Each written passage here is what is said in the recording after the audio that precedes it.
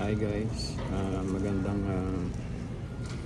umaga, magandang tanghali, magandang hapon, magandang gabi sa inyong lahat dyan kung ano man ang oras ngayon dyan. Sana nasa mabuti kayong kalagayan dyan sa ngayon habang pinapanood niyo po itong video ko. And again, si Oleito. Ngayon ang pag-uusapan natin guys kung paano kaming pamilya na nakapag settle dito sa Canada, kung paano kami nakapunta. So bago kami napunta rito sa Canada guys, naandun muna kami, nakatira kami sa UK, sa United Kingdom. So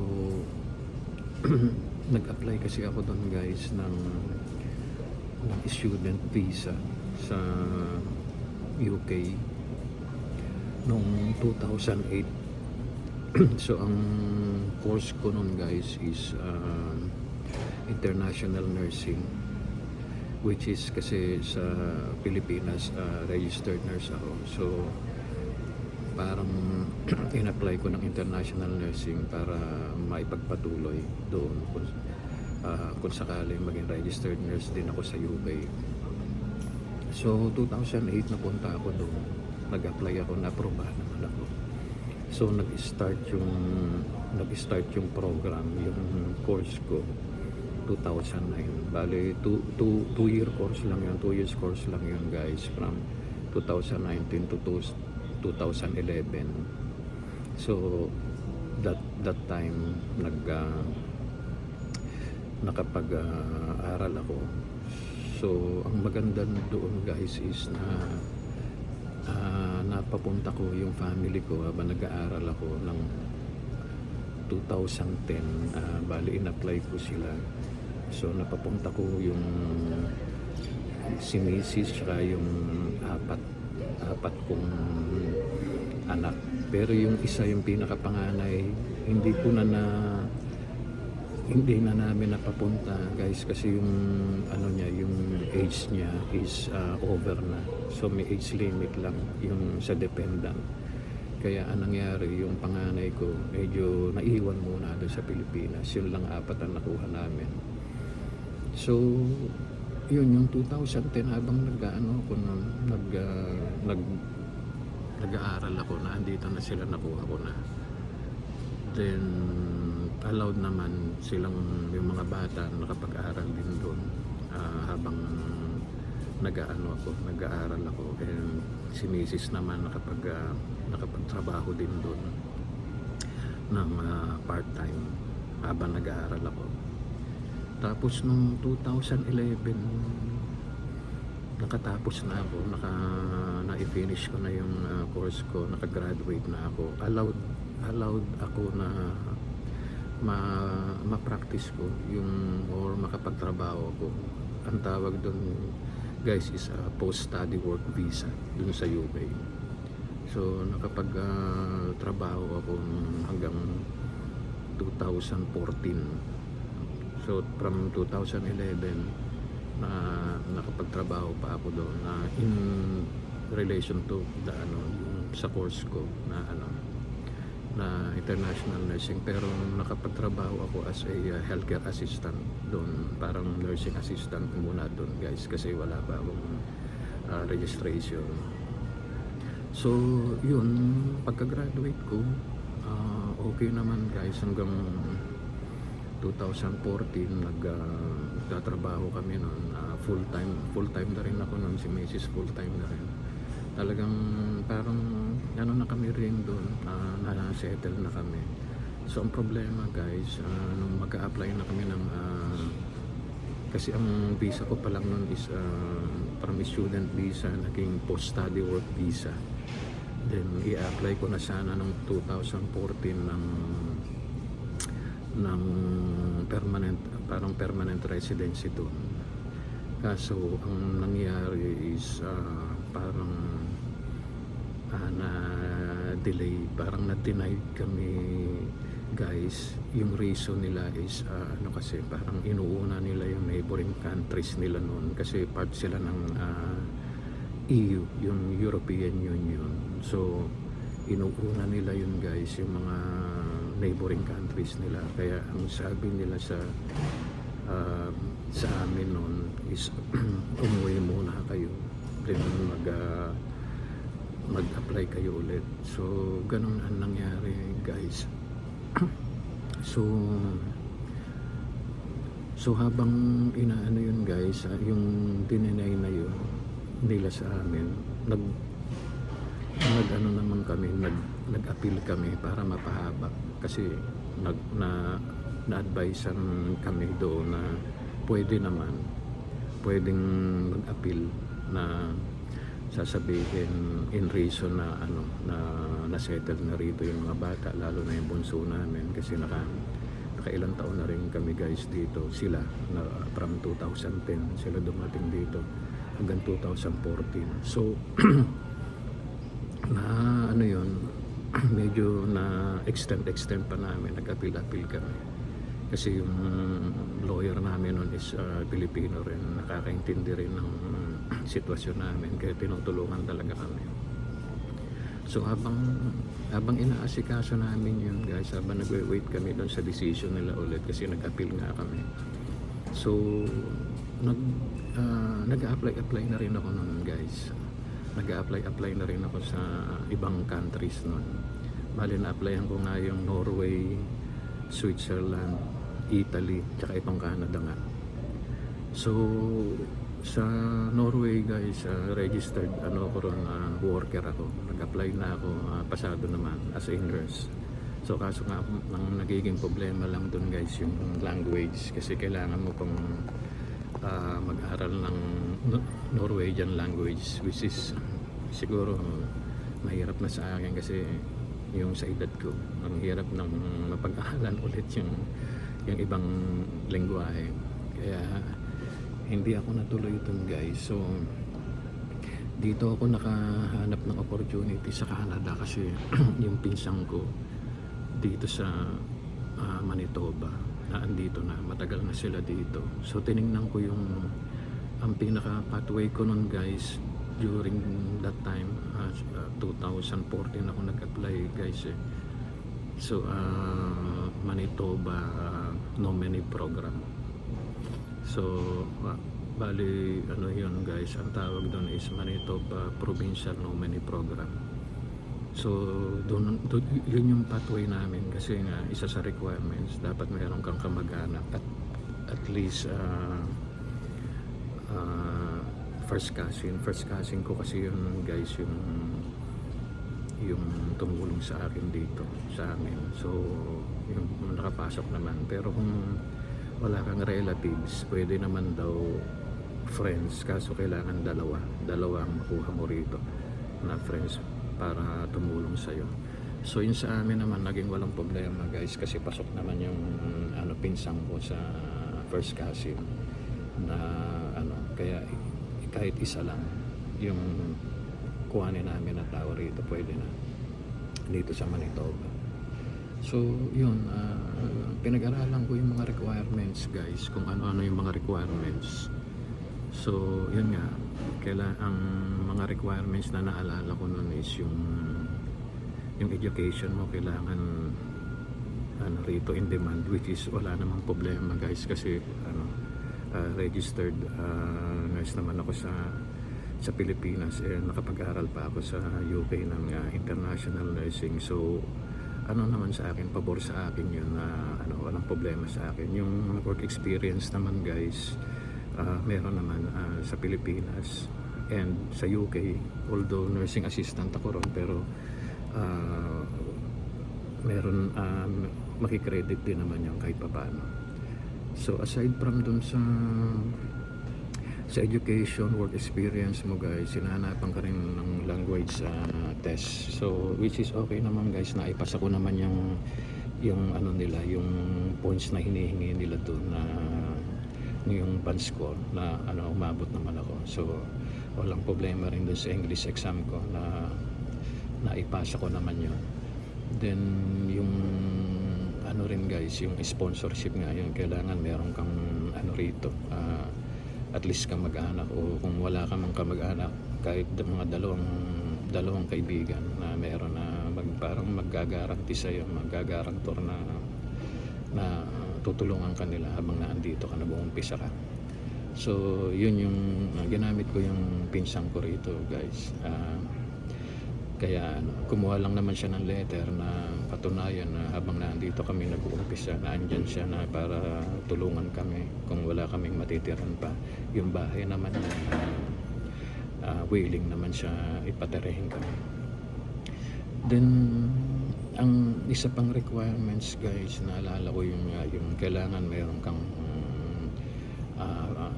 pondo, may show money ka, kasi medyo malaki-laki rin yun guys, kasi yung principal applicant guys, kailangan mayroon kang 10,000 Canadian dollar. Then each dependent mo, yung each dependent kailangan 2,000 dollars each. So yung si Mrs. tsaka yung limang anak ko, kailangan ma-produce ko rin yun, which is kung 2,000 each,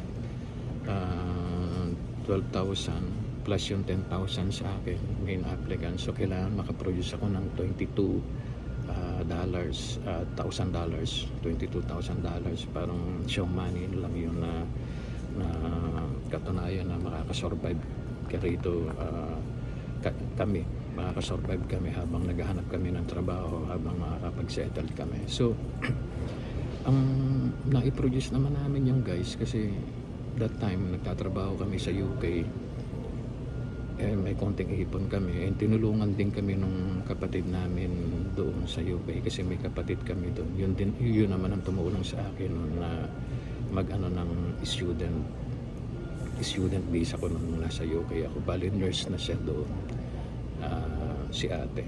So yun, humiram kami sa kanya ng show money, bukod dun sa ano namin, dun sa ipon namin. Kaya madali naman namin na i-produce yun, yung hinihingi nilang parang show money na yun, na fund na katunayan na makakasurvive kami rito.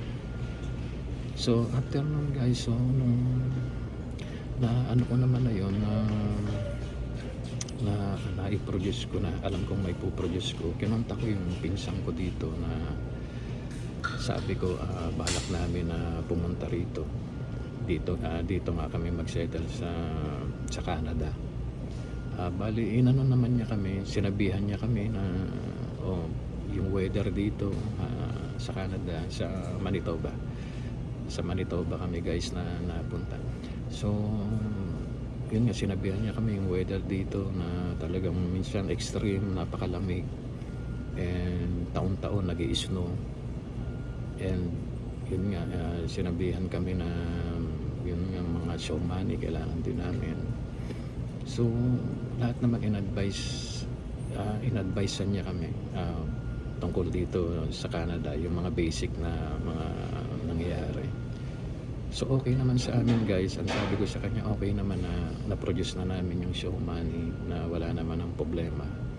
And when it comes to weather naman guys, wala rin problema, kasi dito sa UK naman guys, yung pag-stay namin ng over 5 years, okay naman guys, na naranasan din naman namin na nag-i-snow ron, although hindi naman taon-taon. So yung pag-stay namin doon ng 5 years, siguro mga nakadalawang snow rin o 3. So pero hindi siya taon-taon, pero malamig din siya guys. Kaya medyo na ano na rin kami, na nasanay na rin kami kung ang pag-uusapan is doon sa lamig. So yun, after na okay naman yung pinsan ko, sige, willing naman siya. So gumawa siya ng letter guys, na ito, na tutulungan niya kami kung sakaling naandito na kami, kung ano man yung maitutulong nila is tutulong sila. Kaya na-proceed yung papers namin. So 2014 guys, na naipasa namin. Tapos madali lang nun guys, mga ilang buwan lang na ano na agad na nag-reply na sila agad. So bali katapusan ng 2014 nag-reply na rin sila na okay na. Na-nominate na kami ng Manitoba, pumayag na sila na makapunta kami rito. Kaso nga ang naging problema naman nun guys, kailangan hindi kami direct na pupunta ron. Kailangan uuwi muna kami ng Pilipinas bago kami pumunta ron sa Canada. So which is okay naman guys, kasi yung panganay namin na hindi nakapasok dito sa UK dati, ngayon na naipasok na namin doon sa Canada, naihabol namin kasi yung age bracket nun guys ng dependent is 22 years old. Pwede pa. So pag lumampas ka na ng 22 years old, hindi na pwede, hindi ka na consider na dependent. Kaya naihabol namin yung that time kasi guys, nasa nagto-22 pa lang ata yung panganay ko, 21 pa lang siya noon. Kaya nakapasok naman siya, nakahabol siya dun sa kaya nakuha din namin yung 5 anak namin.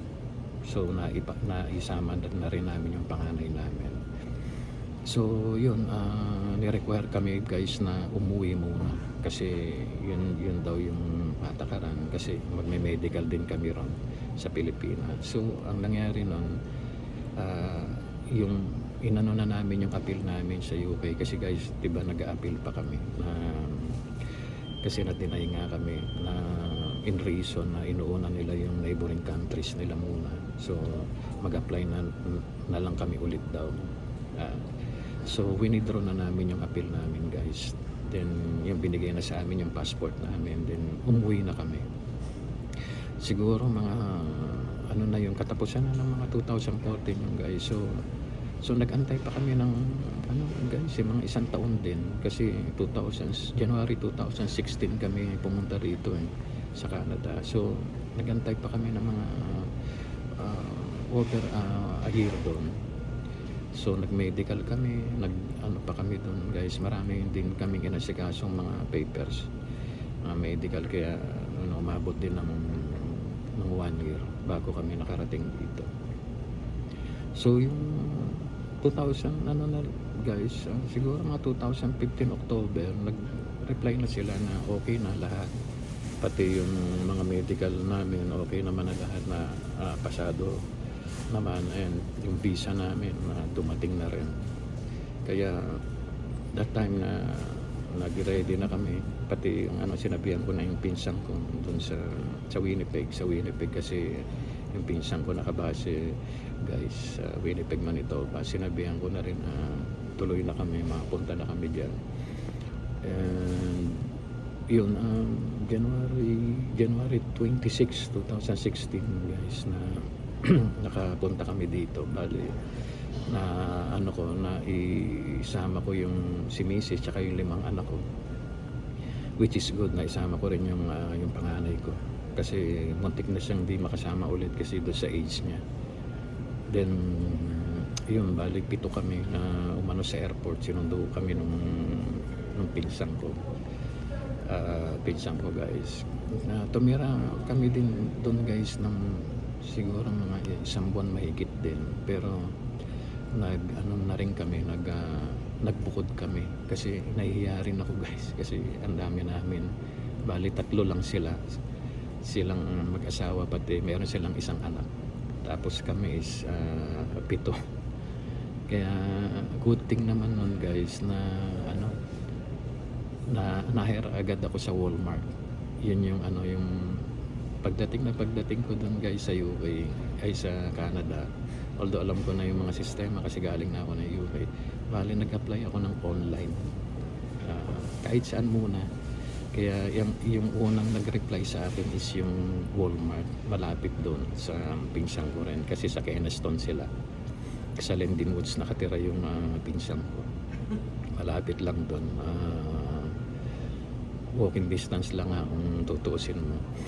So yun, na-hire ako 1 linggo pa lang ako guys na nakakarating. 1 linggo pa lang kami nakakarating sa Canada, na-hire na agad ako sa Walmart as full time.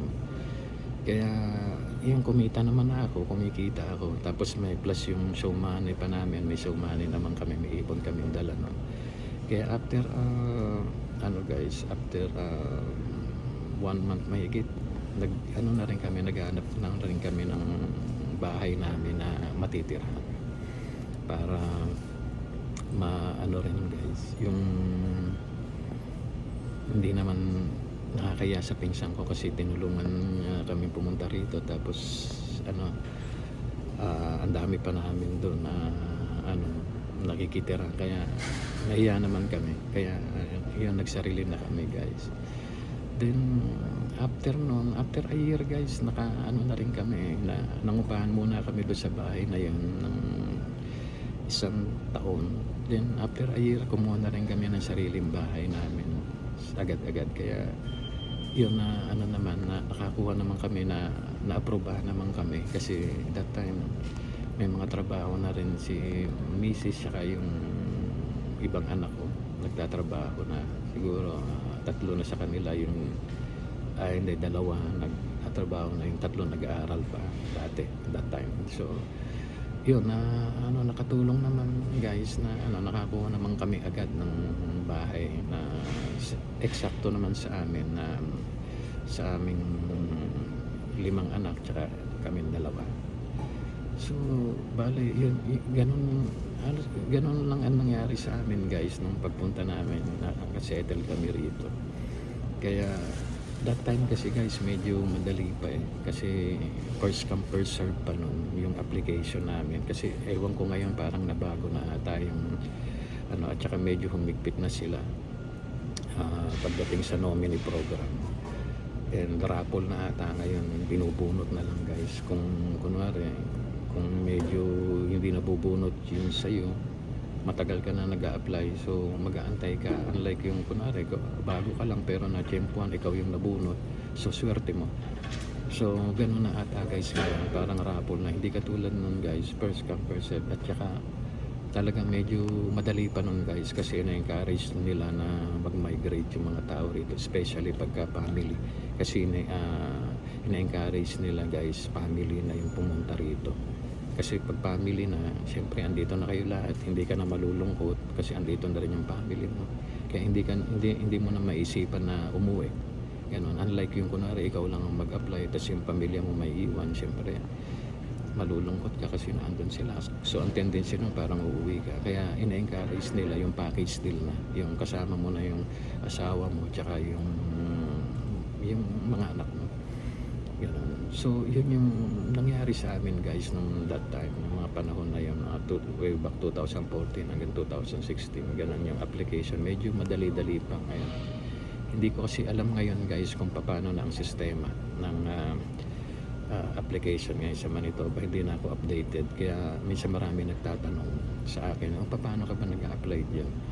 So hindi ko na ma-relay yung mga dati kong nalalaman guys, kasi nga pabago-bago rin yung batas nila rito when it comes to yung pagpunta rito, pabago-bago. Kaya sinasabi ko na lang guys, paki-check mo na lang dun sa yung sa website ng Manitoba kung paano yung pinakaswak sa'yo, kung paano yung pinakamadali, kasi marami namang pathway guys yun nga, yung provincial nominee, mayroong skilled worker, temporary worker, mga ganon na so kung ano yung papasok sa'yo, yun ang applyan mo. Tapos kung kailangan mo ng tulong namin when it comes to, kung kailangan mo ng letter na katunayan na may magtutulong sa'yo dito, yun, willing naman kami. So hindi ko na matutukan guys yung kasi ibang iba na yung batas nila noon kaysa yung batas ngayon when it comes to application, yung pagpunta rito sa Canada. So guys, yun lang naman yung yung brief history namin dito, kung paano kami nakapunta. Kaya blessed pa rin kami guys, dahil andito kami, kahit sinasabi nila na mahirap dito, blessed pa rin kami dahil hindi naman lahat gusto rito nakakapunta. Kaya kami family nakapunta naman kami, kaya pasasalamat na lang kami. yung hirap, andyan lang naman talaga yan, hindi mo maalis yan. Nasa sa iyo na lang kung paano mo tatanggalin yung hirap o kung paano mo mababawasan, di ba? Na, sa halip na siguro mag-complain tayo na ang hirap dito, mahirap yung buhay, o ano, sa halip na mag-complain tayo, magpasalamat na lang tayo dahil nandito tayo kaysa compared kung nasa Pilipinas tayo. Kasi para sa akin, mas maganda pa rin mamuhay dito kaysa sa Pilipinas. Yun yung para sa akin, guys. So siyempre iba-iba naman tayo, baka maganda rin kasi ang buhay nila doon dati sa Pilipinas, kaya pagdating dito parang naninibago sila, di ba? Parang nahihirapan sila, kaya yun ang nagiging problema ng iba. Kami kasi, guys, sa Pilipinas, sanay naman kami sa hirap. Kaya nung pagpunta namin dito is maginawa pa rin, kahit mahirap, maginawa pa rin. And nasanay na rin kami, guys, na-train kami kasi natira na rin kami sa UK for how many years? 5 years, di ba?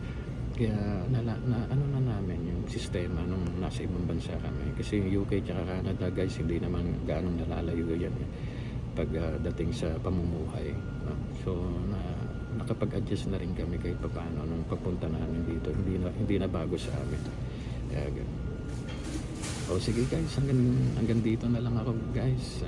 Sa susunod ulit na video ko, sana, guys, don't forget to like, subscribe, and comment. Kung may mga tanong kayo, guys, sa akin, comment kayo kung ano man yung gusto nyong itanong, just comment below, guys, and don't forget to click the notification bell button, guys, para ma-update kayo, guys, kung mayroon akong mga video pang susunod, ma-update kayo. And guys, yung mga video kong mga nakaraan, guys, tungkol dito sa yung mga trabaho ko and yung paano yung buhay ng sa trabaho ko as a travel healthcare, yung may mga video na rin ako. Kung ano, guys, panoorin nyo rin para makita nyo.